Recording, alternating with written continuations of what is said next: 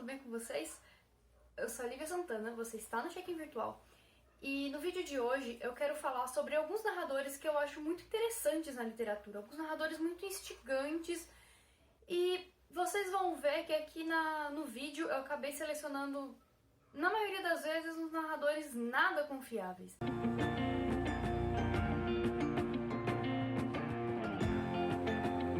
A ideia do vídeo me surgiu depois que eu fiz uma postagem no Instagram, então se você não me segue ainda lá, é @check-in-virtual, em que eu falei pra gente parar de romantizar Lolita.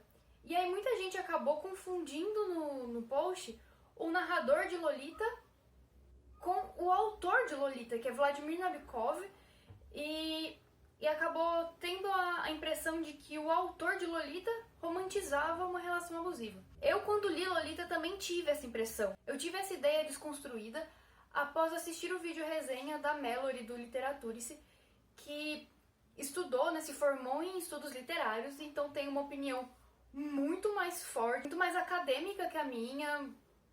Eu sou só uma leiga que gosta de ler e achou uns narradores interessantíssimos aqui pra trazer pra vocês. Então, se você quiser saber sobre essa construção do narrador de Lolita, eu vou deixar o link do vídeo da Mallory aqui na descrição, então você talvez até já tenha visto esse vídeo. Caso não tenha visto ainda, te convido pra assistir porque é um vídeo realmente muito bom e me abriu a mente sobre esse livro. Então, nesse vídeo aqui, que fique clara a opinião de uma pessoa leiga, que acha narradores fascinantes e adora se deparar com livros narrados por narradores cada vez mais diferentões. Então eu vou começar aqui, já que eu falei, com Humbert, que é o narrador personagem aqui de Lolita. Ele é um narrador nada confiável. Aqui nós temos uma história de pedofilia. Então esse homem aqui é um professor de literatura que se hospeda na casa de uma mãe solteira e ele diz que se apaixona perdidamente pela filha de 12 anos dessa mulher. Só que ele já tem um histórico de se apaixonar por meninas menores de idade. E aí ele faz de um tudo pra ficar com essa menina e as coisas mais horríveis e absurdas do mundo. É uma história de um relacionamento totalmente problemático e abusivo. E ele, pra contar essa história, ele tenta se fazer de bonzinho.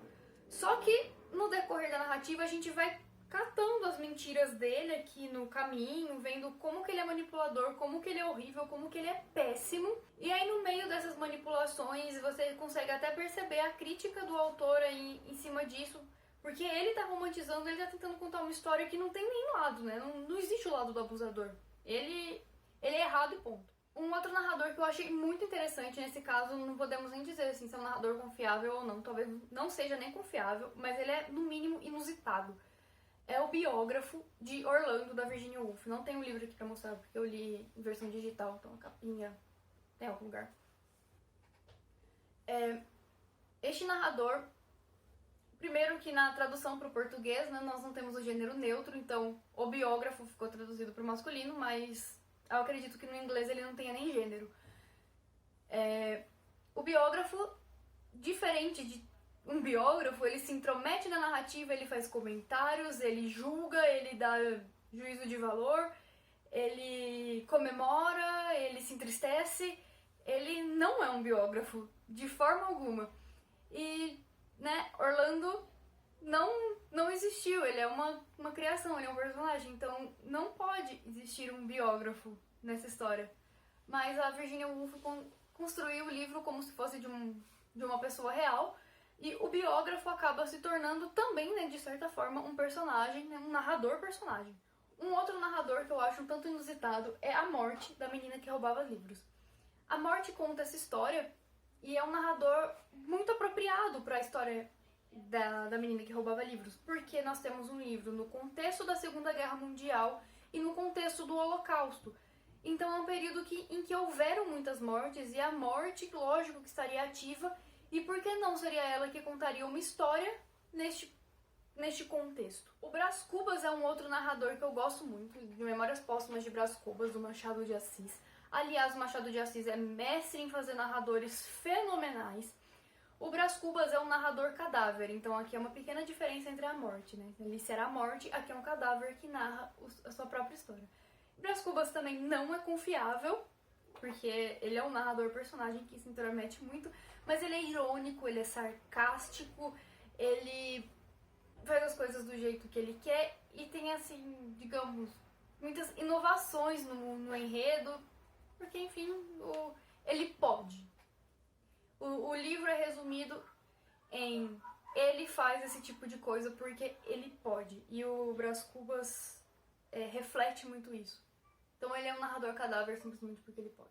Outro livro que eu também não vou ter aqui pra apresentar pra vocês, mas a capinha tá por aqui, é a Eva, de Precisamos Falar Sobre o Kevin. Também outro narrador nada confiável, porque a Eva é uma mulher que ela nunca quis ter filhos e ela engravidou e teve 2 filhos por convenção social, né? Por pressão do marido, da família, etc. E aí o filho dela, o Kevin, faz uma coisa terrível e o livro começa, né, contando a história de que o filho dela fez uma coisa terrível, mas aí ela vai desenrolando no decorrer da história. E ela tenta convencer o leitor ao tempo todo de que o Kevin sempre foi ruim e que ninguém percebeu, que o pai achava que ele era um santo. E aí como é que a gente vai saber se ela sempre odiou o Kevin, né? Se ela era uma mãe ruim, ou se ela nunca conseguiu sentir aquele apego ao Kevin, e aí ela justificou o que ele fez por ele não ter sido uma criança perfeita, e o pai nunca enxergou, ou se o Kevin realmente era uma criança ruim. A gente nunca vai conseguir saber disso, e essa história do narrador não ser confiável atrapalha mais ainda a nossa percepção sobre essa história.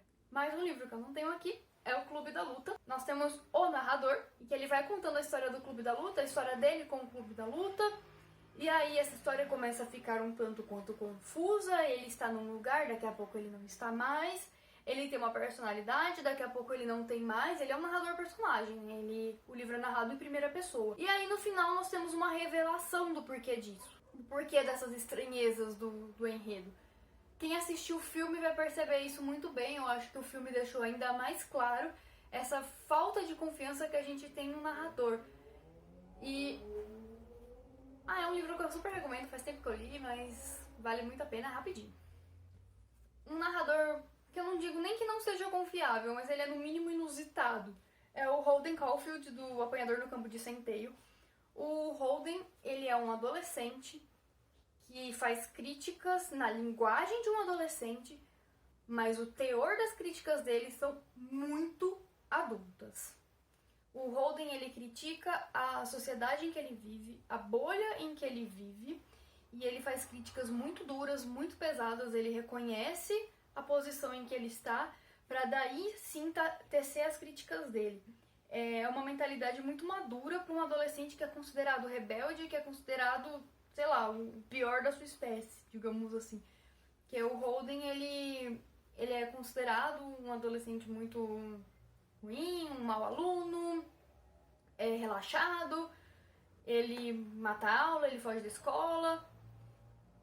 Ele não é um exemplo, mas ele é muito consciente do que está acontecendo, e ele vai, assim, ao longo do livro inteiro, criticando o que está acontecendo, querendo, com uma sede de mudança, mas as críticas dele são muito maduras e muito pertinentes, mas numa linguagem muito apropriada à idade dele, e isso eu achei muito interessante.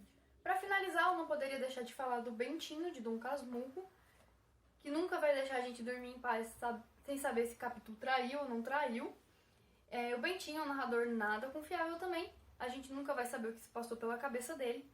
E o Bentinho conta esse livro em primeira pessoa, e diferentemente do narrador comum de primeira pessoa, que você até que pode confiar no que ele está falando, no Bentinho você não pode confiar em uma palavra do que ele fala, porque ele conta as coisas do jeito que ele quer também.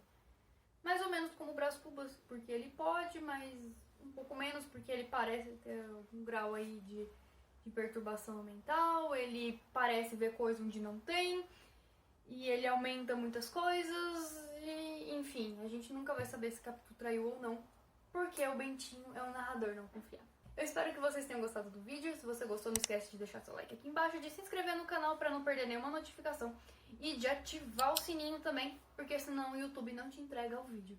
As redes sociais estão aqui do lado, e você pode também me acompanhar pelas redes sociais aqui Aqui do lado vão estar passando algum vídeo que você pode gostar também neste canal. Até semana que vem. Até mais.